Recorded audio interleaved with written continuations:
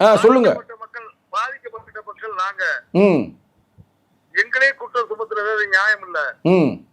குற்றவாளி யாருன்னு நாங்க முத்தையா தான் இதுக்கு காரணம், முத்தையா தான் இதுக்கு உடந்தையா இருந்து, முத்தையா தான் நாங்க குடிநீர் கேட்டதுக்காண்டி இந்த காரியத்தை பண்ணிருக்காரு நாங்க கை காட்டுறோம். அரசு அவங்களை காப்பாத்துது. அப்ப தாழ்த்தப்பட்ட மக்கள்ங்கிறனால எங்களே நஷ்டப்படுறாங்க. நாங்களே அந்த மலை தள்ளி போட்டு நாங்களே அந்த தண்ணியை குடிச்ச அப்படிங்கிற மாதிரி அந்த தண்ணி குடிச்சு எங்களே குற்றவாளி ஆக்குறாங்க. எங்களுக்கு அது அவசியம் என்ன இருக்கு? நாங்க அதை அள்ளி போட்டு நாங்களே தண்ணி குடிக்கிறோம்ல.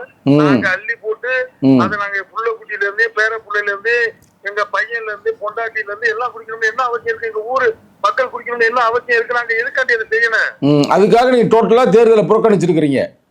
தேர்தலை எங்களுக்கு நியாயம் கேட்டு நாங்க குற்றவாளி யாருன்னு காமிச்சிருக்கோம். அது குற்றவாளியை கண்டை புடிச்சு என்னைக்கு கொடுக்குறீங்க அன்னைக்கு நாங்க ஓட்டு போடுறோம்னு சொல்லியிருக்காங்க. கரெக்ட். நீங்க சரியான ஒரு செயல்பட்டு இருக்கிறீங்க. உண்மையிலேயே உங்களை நாங்கள் வரவேற்கிறோம்.